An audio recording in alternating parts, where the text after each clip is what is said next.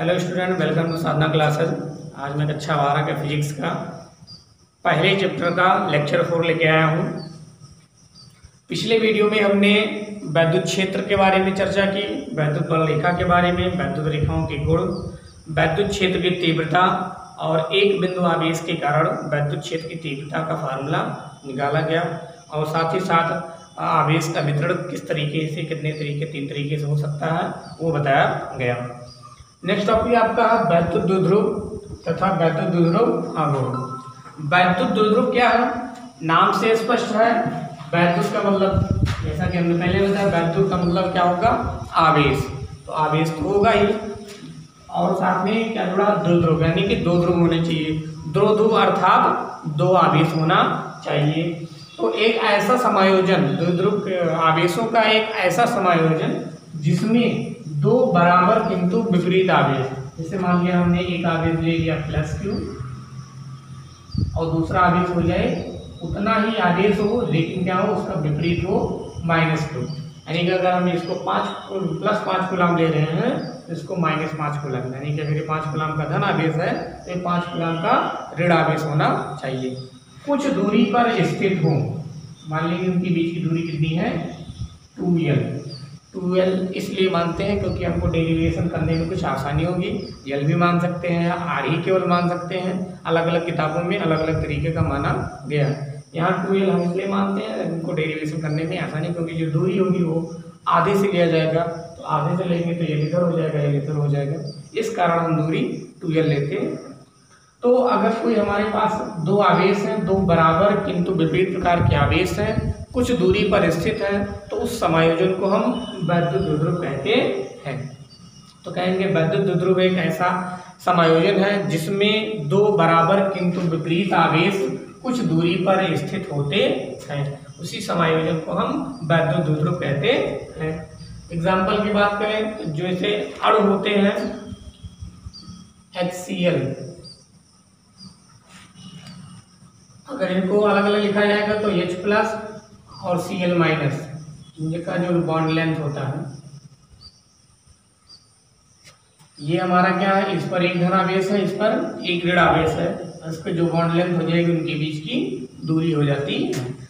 ऐसे NaCl है, H2O है, NH3 है, ये सभी क्या है?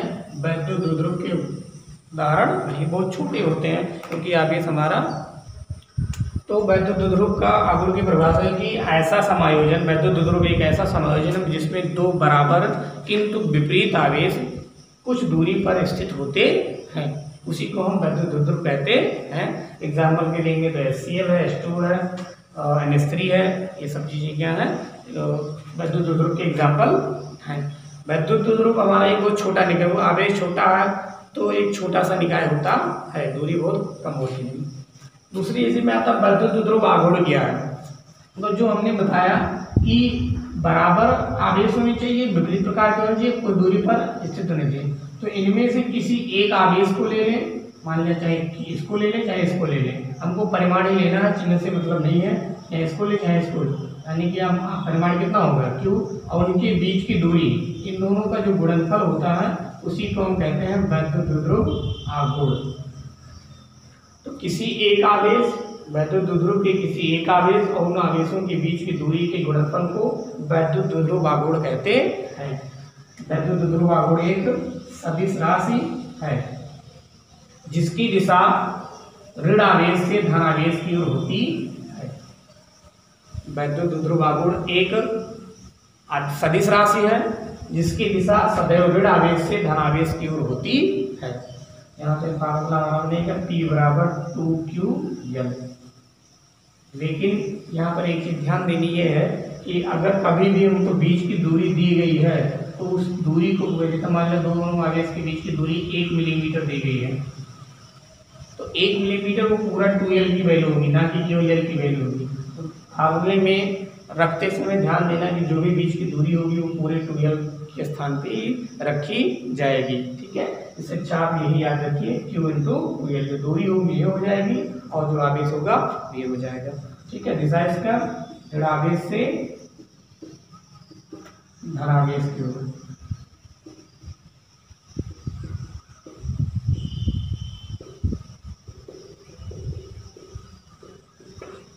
किसकी राशि है? सदिश राशि है। मात्रक की बात करें तो आवेश का मात्रक होता है कूलाम और दूरी का मात्रक होता है मीटर। तो मात्रक हो जाएगा कूलाम मीटर। और विभेद सूत्र की बात करें तो आवेश का होता है kT और दूरी का हो जाएगा L। KTL या इसको हम LTA भी लिख सकते हैं। तो वैद्युत द्विध्रुव क्या? वैद्युत द्विध्रुव एक ऐसा संयोजन है जो दो समान तथा विपरीत प्रकार के आवेश से मिलकर बना होता है, जिनके बीच की अल्प दूरी कितनी होती है? 2L होती है। या दूसरे शब्द में वैद्युत द्विध्रुव एक ऐसा संयोजन है जिसमें दो बराबर किंतु विपरीत प्रकार के आवेश अल्प दूरी पर स्थित होते हैं। अगर मान लिया हमारा आवेश दोनों आवेश हमारा प्लस क्यू है, एक माइनस क्यू है, उनके बीच की दूरी कितनी है? 2L है। ठीक है, तो उनका द्विध्रुव आघूर्ण क्या होगा? किसी एक आवेश और उनका आवेशों के बीच की दूरी के गुणनफल को हम वैद्युत द्विध्रुव आघूर्ण कहते हैं। वैद्युत द्विध्रुव आघूर्ण सदिश राशि है जिसकी दिशा सदैव ऋण आवेश से धनावेश की ओर होती है। मात्रक इसका कूलाम मीटर होता है। विभेद सूत्र ATL या LTA लिख सकते हैं। अब इसके बाद फिर हम जैसे पिछले लेक्चर में हमने बिंदु आवेश के कारण दिखाने के एक आवेश है, उसके कारण हम वैद्युत क्षेत्र की तीव्रता निकाले थे। अब हम इस द्विध्रुव के कारण, क्योंकि द्विध्रुव में दो आवेश हैं, तो इस द्विध्रुव के कारण वैद्युत क्षेत्र की तीव्रता ज्ञात करेंगे, जिसमें आपका 3 कंडीशंस बनती हैं। एक होता है अक्षीय स्थिति, जिसको हम अनुदैर्ध्य स्थिति भी कहते हैं। दूसरा होता है निरक्षीय स्थिति, जिसको अनुप्रस्थ स्थिति भी कहते हैं या लंबोद भी कहा जाता है। और तीसरा होता है किसी भी बिंदु पर। तीसरा हमारा किसी बिंदु पाएंगे, जो कि एक स्पेशल कंडीशन है। इस तीसरे वाले से हम पहला और दूसरा दोनों निकाल सकते हैं। जैसे इन दोनों के अलावा कोई तीसरा बिंदु ले लें तो उस बिंदु पर भी हम ज्ञात कर सकते हैं और इनसे फिर ये और ये दोनों भी प्राप्त किया जा सकता है। तो सबसे पहले हम अक्षीय और निरक्षीय की बात करेंगे, फिर उसके बाद किसी बिंदु की बात करेंगे। ठीक है, तो अब हम वैद्युत द्विध्रुव के कारण वैद्युत क्षेत्र की तीव्रता ज्ञात करेंगे, जिसमें सबसे पहला बिंदु आएगा अक्षीय स्थिति या अनुदैर्ध्य स्थिति। या इसको क्वेश्चन ऐसे आएगा कि वैद्युत द्विध्रुव के अक्ष के अनुदिश वैद्युत क्षेत्र की तीव्रता का व्यंजक प्राप्त कीजिए। या सीधा अक्षीय स्थिति लिखेगा या अनुदैर्ध्य स्थिति रहेगा। तो 3 नाम हो सकता है, अक्षीय स्थिति, अनुदैर्ध्य स्थिति या अक्ष के अनुदिश कह सकता है। इसके कारण निकालना है वैद्युत द्विध्रुव के कारण। तो हम इसके लिए हमको सबसे पहले वैद्युत द्विध्रुव बनाना होगा। मान लीजिए वैद्युत द्विध्रुव हमारा है कोई, और ये वैद्युत द्विध्रुव मान लेंगे कि प्लस क्यू और माइनस क्यू से बना हुआ है, जिनके बीच की दूरी कितनी है? 2L है। तो अगर बीच से देखेंगे तो दूरी हमारी L इधर हो जाएगी और L इधर हो जाएगी। अक्षीय स्थिति मतलब अक्ष के अनुदिश, अक्ष इसका किधर होगा? जो दोनों आवेश को मिला तो वही इसकी क्या हो जाएगी? अक्ष। तो इसी के अनुदिश यानी कि इस दिशा में, चाहे इधर निकाल लें चाहे इधर निकाल लें, ये हो जाएगी अक्षीय स्थिति। तो मान लेंगे कि इसके अक्षीय स्थिति, इसके अक्ष से इसके मध्य बिंदु जो कि मान लेते हैं O है, ये A है और ये B है। इसकी अक्ष से R दूरी पर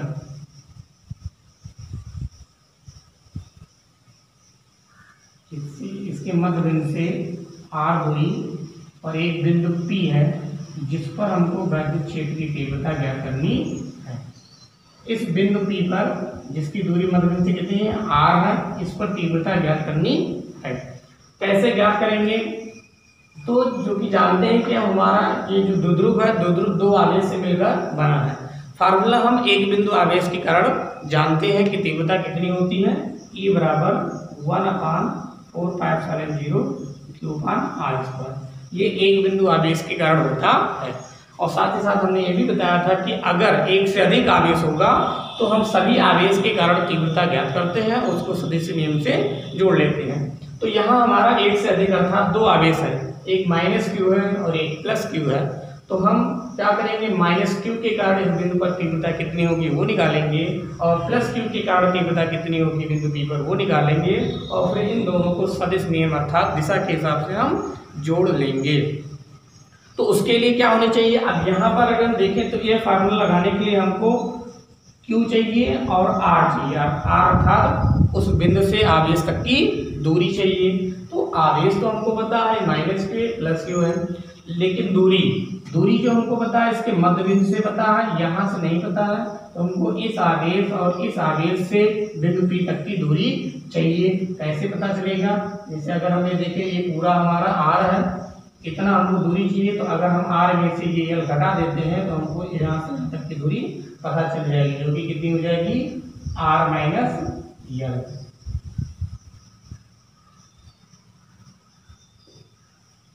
ठीक इसी तरीके से अगर यहाँ से हम दूरी यहाँ तक की देखें तो इतना R हो गया और इतना L हो गया, तो टोटल हो गया हमारा R प्लस L।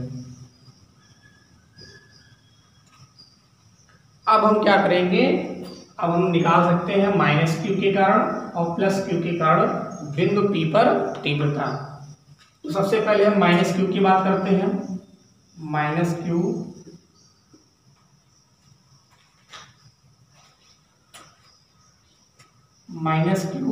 आवेश के कारण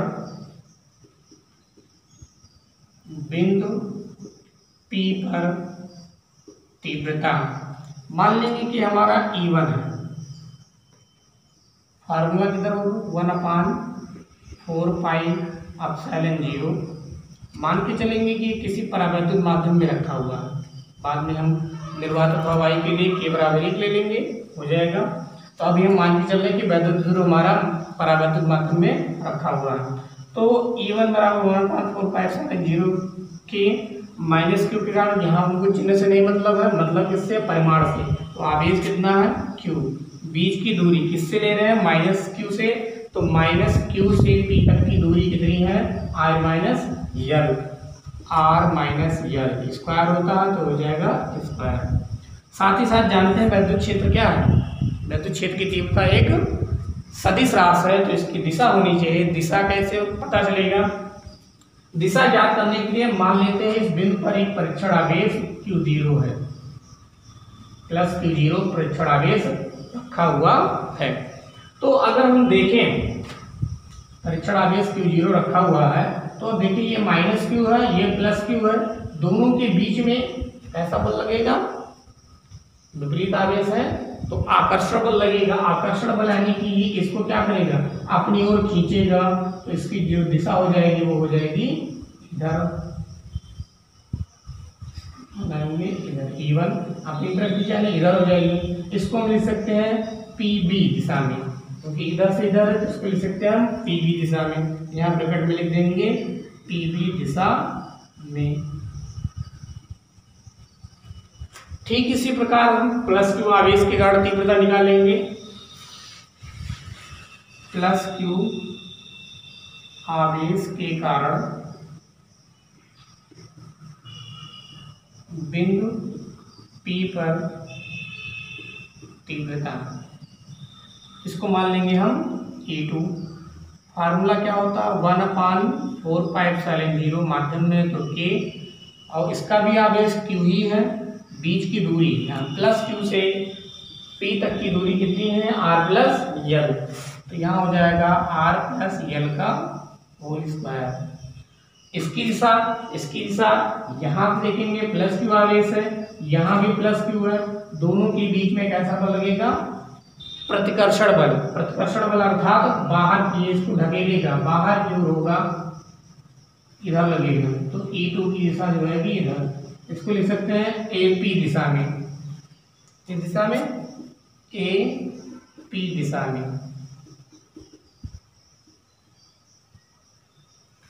अब हम देख रहे हैं E1 और E2, यानी इसके कारण तीव्रता हो गया और इसके कारण भी तीव्रता हो गया। अब हमको क्या करना है, इनको सदिश नियम से जोड़ना है। सदिश नियम अर्थात दिशा के हिसाब से। तो यहाँ अगर हम देखें, क्योंकि E1 हमारा इधर है, E2 इधर है, दोनों E1 और E2 की दिशाएं क्या हैं, विपरीत हैं। तो विपरीत है, जब भी कोई दो वेक्टर क्या होते हैं एक दूसरे को विपरीत होते हैं तो क्या करते हैं हम घटा देते हैं, उसकी जो परिणामी तीव्रता होगी वो घटा देते हैं। लेकिन ये चूंकि E1 एंड E2 विपरीत दिशा में है,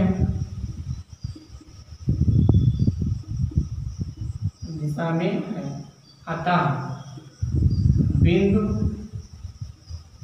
P पर परिणामी तीव्रता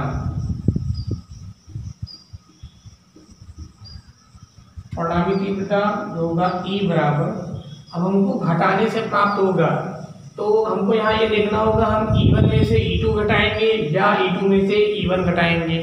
तो घटेगा सदैव वही, हमेशा ज़्यादा में से कम घटता है, जो ज़्यादा होता है वो जो ज़्यादा होता है उसी में से कम वाला घटता है। तो हमको यहाँ देखना है कि E1 ज़्यादा है या E2 ज़्यादा है। तो यहाँ इस इक्वेशन पे जाएंगे, E1 बराबर अगर देखें तो Q upon R minus L का होल स्क्वायर और यहाँ Q upon R plus L का होल स्क्वायर। डिफरेंस इसमें आर माइनस एल है, इसमें डिफरेंस क्या है आर प्लस एल है। तो यहाँ आर माइनस एल का मतलब इसमें कुछ घटा हुआ है, इसका मतलब इसकी वैल्यू कम है और ये चूंकि व्युत्क्रमानुपाती नीचे है तो अर्थात व्युत्क्रमानुपाती होगा। अगर इसका मान कम है तो इसका मान क्या होगा ज़्यादा होगा। ठीक है, यहाँ पर हाँ आर प्लस एल है, आर प्लस एल का मतलब इसमें कुछ जुड़ा हुआ है, जुड़ने पर इसका मतलब इसका मान ज़्यादा है। अगर इसका मान ज़्यादा होगा तो इसका मान कम होगा, क्योंकि नीचे है तो व्युत्क्रमानुपाती होगा। तो इसकी वैल्यू यहाँ कम है तो इसकी ज़्यादा होगी और इसकी वैल्यू यहाँ क्या है अधिक है तो इसकी वैल्यू कम होगी। इसका मतलब हमारा E1 का मान ज़्यादा है तो E2 का मान कम है। तो E बराबर क्या हो जाएगा E1 माइनस E2। आप ब्रैकेट लिख देंगे क्योंकि E1 is greater than E2, यानी E1 का मान E2 से ज़्यादा है, इसलिए E1 में से E2 घटाया गया।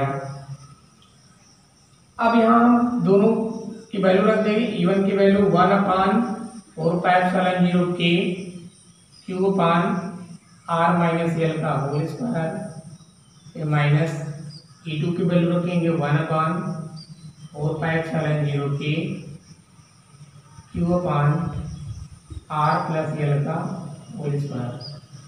दोनों में कुछ चीज़ें कॉमन होंगी, कॉमन कर लेंगे। कॉमन है हमारा क्यू अपान 4π0 K। यहाँ जो बचेगा हम बचेगा 1/r माइनस एल का होल स्क्वायर माइनस यहाँ बचेगा 1/r प्लस एल का होल स्क्वायर।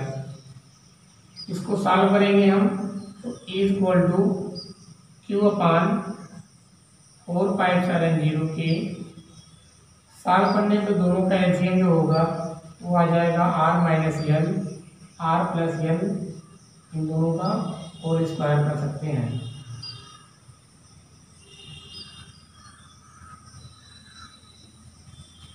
इसका गुणा यहाँ होगा यानी कि आर प्लस एल का होल स्क्वायर, इसका गुणा यहाँ होगा यानी कि आर माइनस एल का whole square. Is equal to Q upon 4π0 K। यहाँ से इन दोनों का होल स्क्वायर ओपन कर दें तो मिलेगा R square plus L square plus 2RL। यहाँ आर माइनस एल का करेंगे तो आगे माइनस और बीच में सारे बदल जाएंगे तो R square minus L square minus minus plus हो जाएगा 2RL। और नीचे अगर देखें तो ए माइनस बी और ए प्लस बी का फार्मूला बनना है तो हो जाएगा A square minus B square अर्थात R square minus L square का होल स्क्वायर। यहाँ पे देखिए आर स्क्वायर से कैंसिल हो जाएगा, एल स्क्वायर से कैंसिल हो जाएगा, 2RL और 2RL हो जाएगा 4RL। Is equal to Q into 4RL बटे R square minus L square का whole square. Is equal to यहाँ अगर 4 को 2 गुणे 2 लिख सकते हैं, क्यू यहाँ ले लिया, एल ले लिया और आर ले लिया बटे R square minus L square whole square. यहाँ से अगर देखें तो हमारा 2QL जैसा कि अभी हमने बताया P बराबर 2QL जो कि वैसे ध्रुवागुण होता है, तो इस 2QL के स्थान पर हम P रख सकते हैं 2PR बटे R square minus L square का होल स्क्वायर। इसके बाद क्योंकि जो द्विध्रुव है, द्विध्रुव हमने बताया बहुत छोटा होता है, उनके बीच की दूरी क्या होती है, बहुत कम होती है। तो ये यानी कि जो यल का मान होगा वो आर की तुलना में बहुत छोटा होगा, यानी कि क्योंकि L is less than R, तो इसका स्क्वायर और भी छोटा होगा, L square is less than R square. तो हम क्या करेंगे, यल स्क्वायर को आर स्क्वायर की तुलना में छोड़ सकते हैं। अगर छोड़ देंगे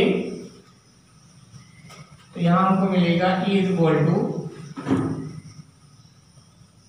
2p r बटे, एक सेकंड यहाँ कुछ छूट गया है, आगे वाला चीज 4 5 7 छूट गया है, 4 5 7 0 के 4 5 7 0 के 4 5 7 0 के, तो 4 5 7 0 के जब छोड़ेंगे तो यल स्क्वायर को छोड़ेंगे यहाँ पे, तो हमारा आर स्क्वायर का होल स्क्वायर यानी कि आर पावर 4 बन जाएगा। और यहाँ से अगर देखें तो हमारा एक आर पावर 4 में से कैंसिल होगा तो आर क्यूब बच जाएगा। तो जो बचेगा फार्मूला E बराबर 1/4 पाई एप्सिलॉन 0 के, अरे भैया अच्छा वहाँ देखा जाए 2p बटे आर क्यूब। ये हो गया वैद्युत द्विध्रुव की अक्षीय स्थिति में वैद्युत क्षेत्र की तीव्रता। तो ये हो गया आपका वैद्युत द्विध्रुव के कारण अक्षीय स्थिति में बिंदु P पर तीव्रता। फिर से अगर देख लें तो सबसे पहले यहाँ हम चीजें देखेंगे, टैंक के माना हमारा एक वैद्युत द्विध्रुव आघूर्ण है जो प्लस q तथा माइनस q कूलॉम आवेश से बना हुआ है, जिनके बीच की दूरी 2l है। इस द्विध्रुव के मध्य बिंदु से इसकी अक्षीय स्थिति में r दूरी पर एक बिंदु P है जिस पर वैद्युत क्षेत्र की तीव्रता ज्ञात करनी है। इसके लिए बिंदु P पर मान लेते हैं कि हमारा एक परीक्षण आवेश P0 रखा हुआ है। तो जैसा कि हमने बताया था कि दो आवेश है तो दोनों के कारण हमने तीव्रता ज्ञात करनी होगी, फिर उसको सदिश नियम से हम जोड़ लेंगे। तो सबसे पहले हम क्या करेंगे, -q के कारण, -q के कारण निकालने के लिए हमको यहाँ से दूरी चाहिए। तो यहाँ से r दूरी यहाँ से यहाँ तक है, तो यहाँ से यहाँ की दूरी जो हो जाएगी वो r में से l घट जाएगा तो बचेगा r-l। इसी तरीके से यहाँ से दूरी निकालेंगे तो r में से l जुड़ जाएगा, हो जाएगा r+l। अब -q आवेश के कारण अगर तीव्रता देखें तो E1 मान लेंगे तो 1/4 पाई एप्सिलॉन 0 के q अपान दूरी -q से r-l है, तो r-l का होल स्क्वायर। क्योंकि वैद्युत क्षेत्र की तीव्रता सदिश राशि है तो सदिश राशि में इसकी दिशा किधर होगी, तो यहाँ से देखेंगे ये प्लस, ये -q है, ये +q है, दोनों के बीच में हमारा आकर्षण विपरीत प्रकार का आवेश है तो आकर्षण बल लगेगा। आकर्षण बल के कारण यानी कि अर्थात अंदर की ओर लगेगा, तो ये इसकी दिशा अंदर है अर्थात PB दिशा में, यहाँ लिख देंगे हम PB दिशा में। इसी प्रकार से हम +q आवेश के कारण बिंदु पर तीव्रता निकालेंगे, तो यहाँ से उस आवेश के कारण दूरी कितनी है r+l, तो 1/4 पाई एप्सिलॉन 0 के q अपान r+l का होल स्क्वायर। दिशा यहाँ +q यहाँ भी प्लस है, दोनों के प्लस के बीच में प्रतिकर्षण बल अर्थात इसको ढकेलेगा बाहर की तरफ, तो E2 की दिशा बाहर की तरफ अर्थात AP दिशा में, तो हो गया AP दिशा में। अब यहाँ देख रहे हैं क्योंकि E1 और E2 की दिशा क्या है, विपरीत दिशा में है। विपरीत दिशा में जब कोई वेक्टर होते हैं तो उनको जो परिणामी होता है वो घटा के घटाने से मिलता है, तो E1 E2 विपरीत दिशा में है। लेकिन चूंकि E1 की जो वैल्यू है वो E2 से अधिक है, क्यों अधिक, क्योंकि यहाँ माइनस लगा हुआ है अर्थात ये कम है, अगर ये कम है तो ये ज़्यादा होगा और ये ज़्यादा है तो ये कम होगा। तो E1 और क्या है, E2 से अधिक है, तो बिंदु P पर जो परिणामी तीव्रता होगी E बराबर E1 - E2 होगा। इन दोनों की वैल्यू रख देंगे, E1 की वैल्यू रख दिया, E2 की वैल्यू रख दिया, दोनों में q/4 पाई एप्सिलॉन 0 एक कॉमन था, यहाँ बच गया 1/r - का होल स्क्वायर माइनस 1/r+l का whole square is equal to यहाँ q बराबर q/4 पाई एप्सिलॉन 0 के, इन दोनों का एलसीएम हो जाएगा r-l r+l का होल स्क्वायर, इसकी गुणा यहाँ हो जाएगा r+l का होल स्क्वायर, इसका गुणा यहाँ हो जाएगा r-l का होल स्क्वायर। उसके बाद इन दोनों को हम ओपन कर देंगे, तो r² + l² + 2rl minus r² - l² + 2rl। यहाँ देखिए r² प्लस में है, माइनस में कैंसिल हो जाएगा, l² प्लस में है, माइनस में है, कैंसिल हो जाएगा, 2rl और 2rl ये दोनों जुड़ जाएंगे, 4rl हो जाएगा। तो q × 4rl/4 पाई एप्सिलॉन 0 की r² - l² का होल स्क्वायर। उसके बाद इस 4 को हम लिख सकते हैं 2 गुणे 2, Q हो गया, L हो गया और R हो गया। 4 को नीचे की हुई चीज वैसे लिखी हुई है। यहाँ 2 Q1 को हम लिख सकते हैं P, जो कि वैद्युत ध्रुव आघूर्ण P बराबर 2 Q1 बताया गया है। तो 2P R हो जाएगा और नीचे 4π/0 के R² माइनस L²। उसके बाद लेंगे, चूंकि हमारा L जो है R की तुलना में बहुत छोटा है, क्योंकि जो वैद्युत ध्रुव होता है चार दिन के बीच की बहुत अल्प दूरी होती है, तो ये जो L का मान होता है R की तुलना में बहुत कम होगा, तो इसका स्क्वायर करेंगे तो और भी कम हो जाएगा। तो L स्क्वायर जो है वो R स्क्वायर की तुलना में बहुत छोटा है, तो इसलिए हम L स्क्वायर को यहाँ से हम छोड़ देंगे। जब छोड़ने पर तो बचेगा R स्क्वायर का होल स्क्वायर अर्थात R⁴ हो जाएगा, और यहाँ से 2P एक R कैंसिल हो जाएगा तो बचेगा 1/4π/0 के 2P/R³। यहाँ K है जो कि हमने बताया था किसी माध्यम में रखा हुआ। अगर यही हमारा निर्वात अथवा वायु के लिए है, निर्वात अथवा वायु के लिए K बराबर कितना होता है 1, तो हमारा फार्मूला हो जाएगा E बराबर 1/4π/0 2P/R³। ये फार्मूला हो जाएगा वैद्युत ध्रुव की अक्षीय स्थिति में वैद्युत क्षेत्र की तीव्रता किस बिंदु पर, निर्वात अथवा वायु के लिए, जिसकी दिशा किधर होगी। दिशा की बात करें तो क्योंकि हमारा प्रणामी ज्यादा कौन सा है E1 ज्यादा है, तो इसकी दिशा भी किधर होगी, ये ज्यादा प्रबल है तो इसी की दिशा में होगी। E1 की दिशा किधर है, PB दिशा में, तो इसकी भी दिशा किधर होगी, PB दिशा में, या ऐसा कह सकते हैं किस दिशा में होगी, PB अर्थात इधर से, यानी कि अगर इधर से देखें तो ऋणावेश से धनावेश की ओर, ऋणावेश से धनावेश की ओर, ये इसकी दिशा। तो ये हो गया हमारा वैद्युत ध्रुव के अक्षीय स्थिति में वैद्युत क्षेत्र की तीव्रता। इसी तरीके से हमको अब निरक्षीय स्थिति में ज्ञात करना है कि निरक्षीय स्थिति में वैद्युत क्षेत्र की तीव्रता कितनी होती है। तो अगला हम अब निरक्षीय स्थिति में ज्ञात करेंगे। निरक्षीय स्थिति अर्थात अनुप्रस्थ स्थिति या लंबवत स्थिति ज्ञात कर सकते हैं। तो सबसे पहले इसके लिए हमको चित्र बनाना होगा। एक द्विध्रुव लगा देंगे,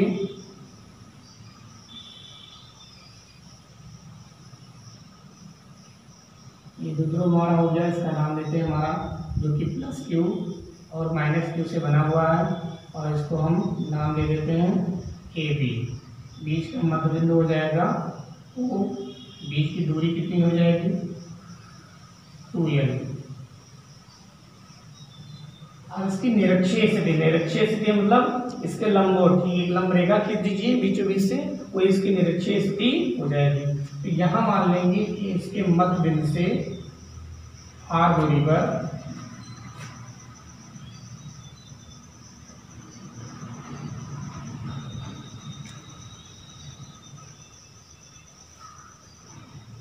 यहाँ बिंदु P है जिस पर हमको तीव्रता ज्ञात करनी है। ये बिंदु P है। अब सेम उसी प्रकार से जैसा कि हमने बताया था कि दो आवेश है, तो दोनों आवेश के कारण तीव्रता हमको ज्ञात करनी है। दोनों आवेश के कारण तीव्रता ज्ञात करने के लिए हमको दोनों आवेश से दूरी पता लगाना होगा। तो अगर देखिए यहाँ से यहाँ तक की दूरी और यहाँ से यहाँ तक की दूरी, तो अगर देखिए हमारा यहाँ मान लेंगे कि थीटा को बनना है। अगर देखिए ये हमारा L है, ये R है, अगर पाइथागोरस प्रमेय लगाएंगे तो ये हमारा जो दूरी आएगी, क्योंकि कण का स्क्वायर आधार और लंब के स्क्वायर के योग के बराबर होता है, अर्थात L² R² + L², उतनी ही दूरी इधर की भी होगी R² + L²। अब बात करेंगे, सबसे पहले क्या निकालेंगे, -Q आवेश के कारण, -Q आवेश के कारण बिंदु P पर तीव्रता, जो कि मान लेंगे हमारा E1 है। फार्मूला हम जानते हैं 1/4π/0। मान लेंगे किसी माध्यम में ही है, ये बाद में निर्वात मान सकते हैं। आवेश कितना है, Q ही है। दूरी -Q से देखेंगे तो -Q से P तक की दूरी √R² + L², क्योंकि स्क्वायर होता है इसलिए अंडर रूट क्या हो जाएगा, हट जाएगा, बचेगा R² L²। दिशा इसकी अगर देखें तो दिशा इधर यहाँ फिर से मान लेंगे परीक्षण आगे हमारा +Q 0 है, तो यहाँ प्लस और माइनस के बीच में आकर्षण बल यानी इसको अपनी तरफ खींचेगा।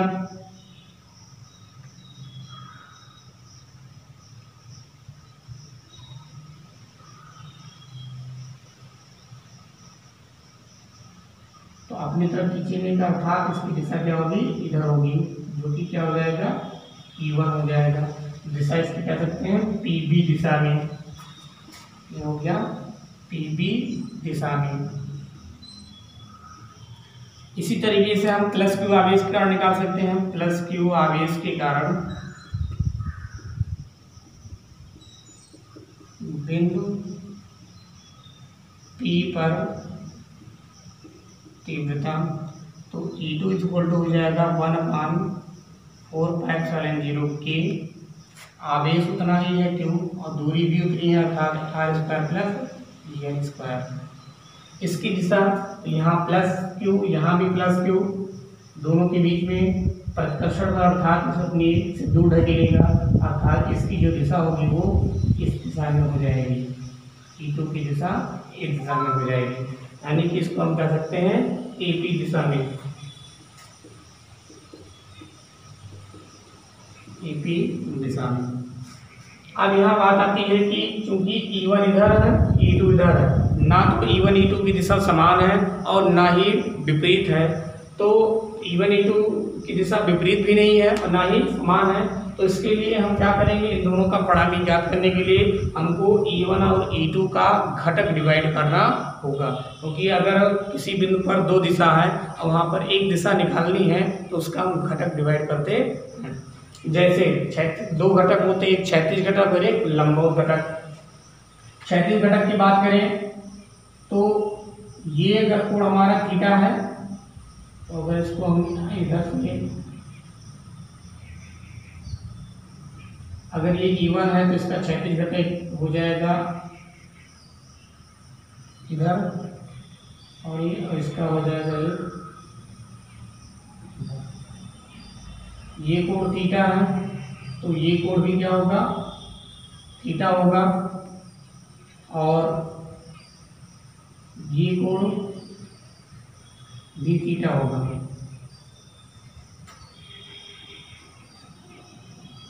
और इसका जो ऊर्ध्वाधर घटक होगा वो नीचे की ओर होगा।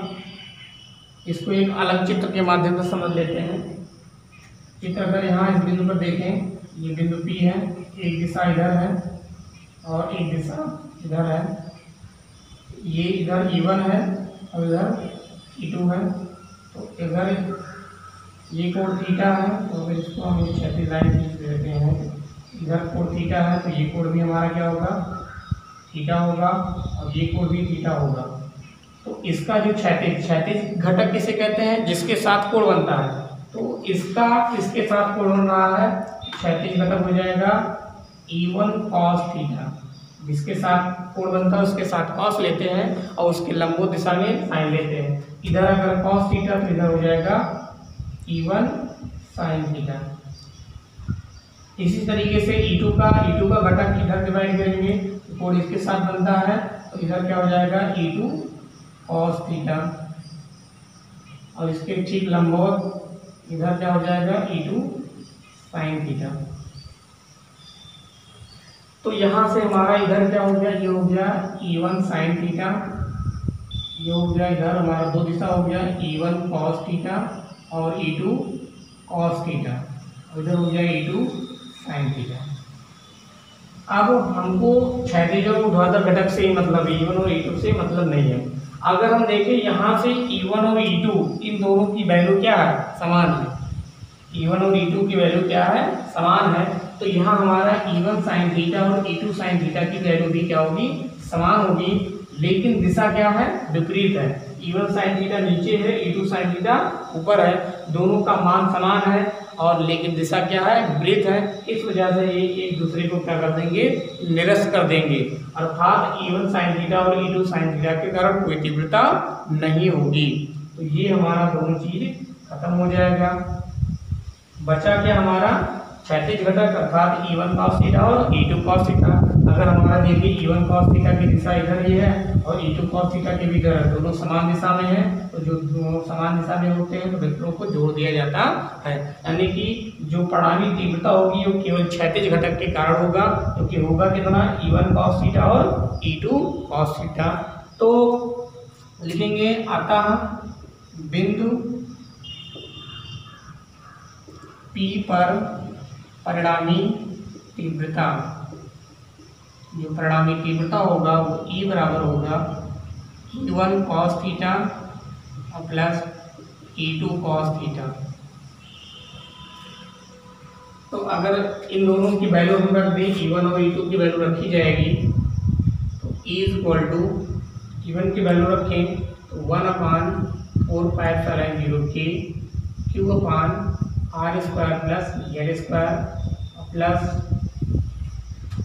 E2 की into cos theta plus E2 की वैल्यू 1/4π0K Q अपान R square plus L square into cos theta. अगर देखा जाए तो दोनों चीज़ सेम है, दोनों चीज़ सेम है अर्थात दोगुना हो जाएगा। इसको लिखते हैं 1/4πε0K 2Q बटे R square plus L square, दोगुना हो गया, इंटू कॉस थीटा। अगर cos थीटा की वैल्यू निकालना चाहें, यहाँ से हम देख सकते हैं cos थीटा बराबर क्या होगा, क्योंकि cos थीटा बराबर होता है आधार बटे कर्ण, आधार मतलब L हो जाएगा, कर्ण का मतलब L upon under root R square L square. Under root होना चाहिए तो इसको हम 1/2 भाग, अंडर रूट का मतलब भाग 1/2 होता है। इस cos थीटा की वैल्यू इसमें हम रख देंगे, तो E is equal to 1/4πε0K 2Q बटे R square plus L square, और cos थीटा की वैल्यू रखेंगे तो L अपान R square plus L square का होल पावर 1/2 इक्वल टू, यहाँ से भी 2Q फिर से हमारा क्या बन जाएगा, P बन जाएगा 1/4πε0K, ये हो गया हमारा P। और यहाँ से देखें इसकी घात 1 है, इसकी घात 1/2, गुणा में घात जुड़ जाता है तो 1 और 1/2 जोड़ेंगे तो घात हो जाएगा हमारा 3/2। लिख देंगे ब्रैकेट में, क्योंकि P बराबर क्या होता है 2QL। उसके बाद फिर से वही बात आएगी कि क्योंकि हमारा जो L होता है वो R की तुलना में बहुत छोटा है, तो उसका स्क्वायर भी क्या होगा, छोटा होगा। लेकिन चूंकि L is less then R square, इसलिए L square is much less than R square, यानी कि L स्क्वायर को हम क्या कर देंगे, छोड़ देंगे। छोड़ने पर क्या बचेगा, E equal to 1/4πε0K P upon square को छोड़ देंगे तो यहाँ बचेगा R स्क्वायर का होल पावर 3/2, R स्क्वायर का होल पावर 3/2। ये तो उससे कैंसिल हो जाएगा तो बचेगा E equal to 1/4πε0K P upon R cube. ये हो गया हमारा फार्मूला वैद्युत क्षेत्र की तीव्रता की निरक्षीय स्थिति में। अगर यहाँ से आप लिख सकते हैं निर्वात अथवा वायु के लिए, निर्वात अथवा वायु के लिए K बराबर 1, K का मान 1 रखेंगे तो इक्वल टू 1/4πε0K, ε0K की वैल्यू 1 हो गया तो बचेगा P अपान R क्यूब। निरक्षीय स्थिति में आया था 2P अपान R क्यूब, सॉरी अक्षीय स्थिति में आया था 2P अपान R क्यूब, यानी कि अक्षीय स्थिति में निरक्षीय स्थिति का दोगुना होता है। निरक्षीय स्थिति में आपका P अपान R क्यूब और अक्षीय स्थिति में 2P, यानी कि दोगुना होगा। इसकी दिशा की बात करें तो दिशा हमने किधर E1 E2 की दिशा में होगा, E1 cos theta E2 cos theta की परिणामी दिशा हुई थी, तो जिसको हम लिख सकते हैं धनावेश से ऋणावेश की ओर, धनावेश से ऋणावेश की ओर, या इसको हम लिख सकते हैं AB दिशा में।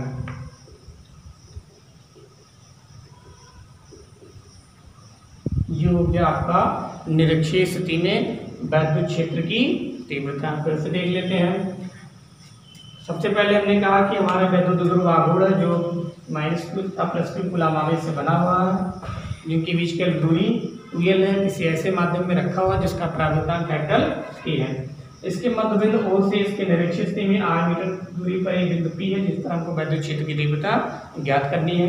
तो सबसे पहले हम -q आवेश का तीव्रता निकालेंगे, तो लेकिन हमको दूरी चाहिए, तो दूरी यहाँ से क्योंकि ये है r है, ये हमारा त्रिभुज बन रहा है, तो इस त्रिभुज में पाइथागोरस प्रमेय लगाएंगे तो हमारा ये दूरी हो जाएगा √r² प्लस l², और इधर दूरी हो जाएगी √r² प्लस l²।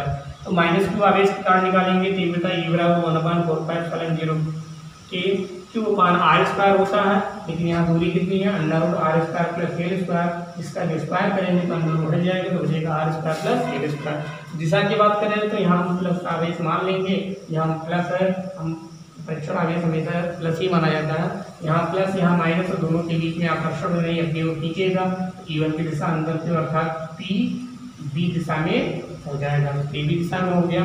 इसी तरीके से प्लस q आवेश का तीव्रता निकालेंगे तो E2 बराबर 1/4πε0 के q/r² प्लस l², क्योंकि इसकी भी दूरी उतनी ही है, स्क्वायर करेंगे अंडर हट जाएगा। इसकी दिशा की बात करें तो यहाँ प्लस माना था हमने, प्लस और प्लस के बीच में पत्थर रखा, बाहर की होगा तो E2 की दिशा इधर हो जाएगी। अब क्योंकि यहाँ हमने बताया E1 की दिशा इधर, E2 की दिशा जो कि ना समान है ना ही विपरीत है, तो इसके लिए हम इन दोनों का घटक डिवाइड करते हैं। यहाँ मान लीजिए कोण थीटा है, तो आप विभिन्न कोण के माध्यम से नियम लगा के पता लगा सकते हैं, ये कोण भी थीटा होगा और ये कोण भी थीटा होगा, ये कोण थीटा। अब इसका दो घटक होते हैं, क्षैतिज घटक और ऊर्ध्वाधर घटक। तो अगर E1 का क्षैतिज घटक जिसके साथ कोण बनता है उसके साथ कॉस लेते हैं और उसके लंबवत दिशा में हम साइन लेते हैं, तो ये इसकी दिशा कोण इसके साथ बना रहा है तो इधर हो जाएगा E1 cos थीटा, इसके लंबवत इधर हो जाएगा E1 sin थीटा। इसी तरीके से E2 ये कोण इसके साथ बना रहा है तो इधर हो जाएगा E2 cos थीटा और इधर हो जाएगा E2 sin थीटा। ध्यान से देखें तो हमारा E1 और E2 की वैल्यू क्या है, सेम है। तो अगर E1 E2 की वैल्यू सेम है तो E1 sin थीटा और E2 sin थीटा की वैल्यू सेम होगी, लेकिन यहाँ देख रहे हैं कि दिशा क्या है, विपरीत है। वैल्यू बराबर है लेकिन दिशा क्या है, अपोजिट है, इस वजह से ये दोनों एक दूसरे को निरस्त कर देंगे, यानी कि ऊर्ध्वाधर या लंबवत घटक के कारण कोई तीव्रता नहीं होगी। अब हमारा बच गया केवल क्षैतिज घटक। क्षैतिज घटक में देखिए E1 cos थीटा और E2 cos थीटा दोनों समान दिशा में है, समान दिशा में जुड़ने के कारण ये दोनों समान दिशा में होने के कारण ये दोनों जुड़ जाएंगे, तो बिंदु P पर जो परिणामी तीव्रता होगी वो हो जाएगा E बराबर E1 cos theta plus E2 cos theta.